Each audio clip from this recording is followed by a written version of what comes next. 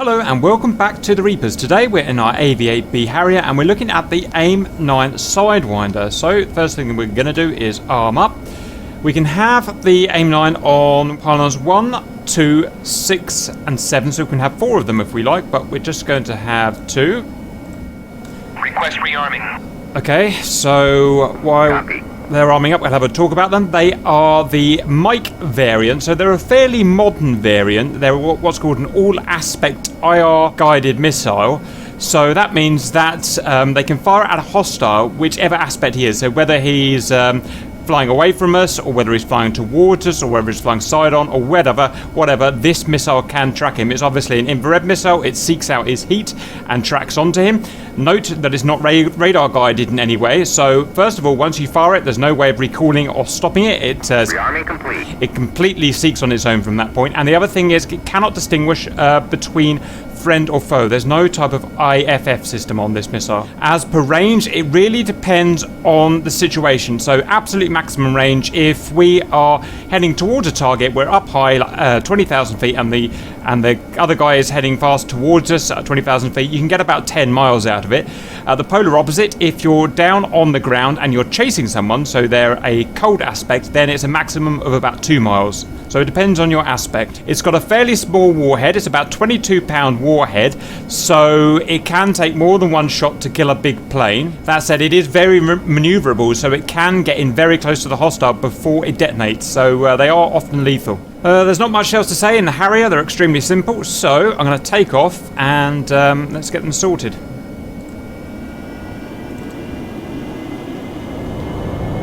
Okay, we're in the air now, and there are some very conveniently placed, very hot exhaust F-15s in front of us that we're going to shoot down. So before we do that, we're going to check out our controls. So first of all, to select the missile, we're going to press this air-to-air mode forward Sidewinder bore sight. So there's 2 modes that we can use this missile in: bore sight mode and this one up here, scene mode. Now at the time of making this video, scene mode doesn't work or do anything different, so that will come up in an upcoming update. So we're just going to use bore sight at the moment, and once we press that key, it will automatically put the Harrier into an air-to-air mode, and you're all good to go to shoot. To shoot, we're going to use the basic trigger, launch Sidewinder sidearm, and as well as that, we've got the cage uncage button. Okay, so we're going to press our Sidewinder button. Up she comes.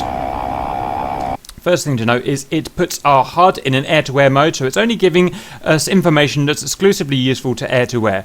The next thing is that we've got it in bore sight mode, which means that it is aiming, the seeker head of the missile is essentially aiming in this circle here. And that is fixed to the bore sight of the plane, obviously, so if I move the plane about, I move the bore sight of the missile about. The objective is to maneuver the aircraft until a hostile creating a decent enough or a hot enough heat source gets in the bore sight there, and then we'll get a lock. Now the growl that we can hear at the moment is the basic feedback from the seeker head of the missile, wherever it is, over there somewhere, and because it's a low tone at the moment, it's searching and it cannot find a target to lock on. When we get a target in the circle and we lock on a target, the tone will change, which is our signal to fire. Now note that we don't have any ranging information. This doesn't have an air-to-air radar, the Harrier, so we're going to be completely guided by our eye and judging the distance by eye. So let's get going.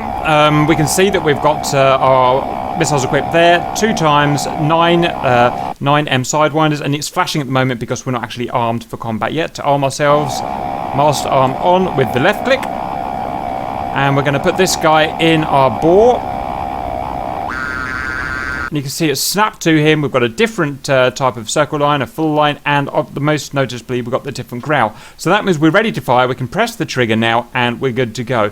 In a rear chase like this, is about 2 miles maximum range. So we're well within range at the moment. So let's shoot this dude down. Boom. Box 2. And he's a goner.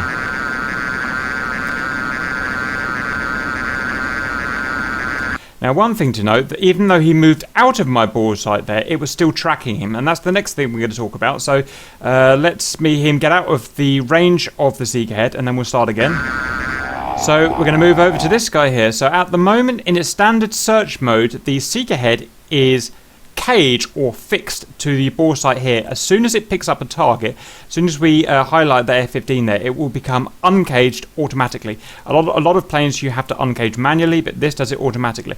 Once it's uncaged, it means that the seeker head, represented by the circle, will follow the hostile wherever he goes in front of us within a specified cone that the seeker head can handle. Now, I don't know what that is, but I usually say it's about 30 to 40 degrees in any direction. Now, if for some reason we didn't want it uncaged, i.e. we didn't want it to follow the target, maybe it turns out we'd locked a friendly up by accident and we wanted to cancel that, what we're going to do is press the cage uncage button. So let's get that done now. So we've got him locked. If I press uncage, it breaks the IR lock and puts it back to bore sight, and we'll have to go and lock again. Now, the reason that we have the cage uncaged, the reason it uncages in the first place, is so that you can add lead to your shot. Well, actually, it's first of all because it's hard to keep a target in our bore sight all the time, obviously. You know, that'll take a lot of skill. But also so we can lead our shot. So we're going to show that. We're going to have to use our imagination a bit. But imagine that this guy was moving left to right. In fact, why don't I come in for a different angle and then I'll show you. Okay, so we're coming in on a side impact aspect now, which means that we're going to have to add some lead for the shot for it to be optimal.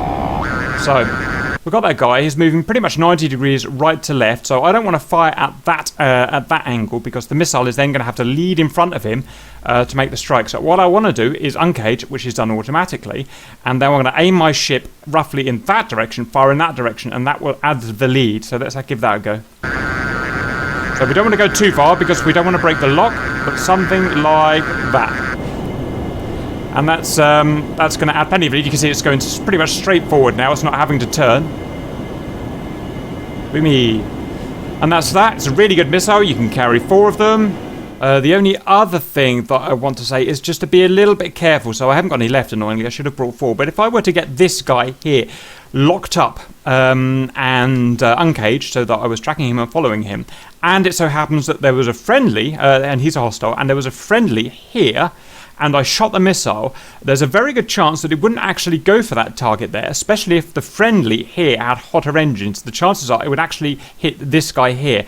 And that's because the IR seeker doesn't really get a proper lock like it does with the radar. Once you fire it, it essentially just pitbulls, goes for the nearest things it sees with the highest heat output. So be very careful, and I try and teach my guys this to no avail a lot of the time. Be very careful. Just because it's showing that the circle is around this guy, it doesn't mean that the missile is going to go for that guy. Only take the shot when it's obvious that there's no friendlies around for the missile to guide into the friendly by accident, because there's probably a 50-50 chance, even with a relatively modern missile with like this, the M version, but definitely with the older types, that it will just switch target at the last minute to the guy that's either in the easiest aspect to hit or with the hotter engines. Remember, it has no sense of IFF, friendly or foe. It'll just go for the thing that it tracks that is most likely to hit and has the hottest engine. So that's a key thing to look out for if you're going to be doing fighting in a dynamic situation. Right, I think we've covered everything here. All pretty simple. Go out and shoot some guys with some Sidewinders. Hope that's useful, and see you later.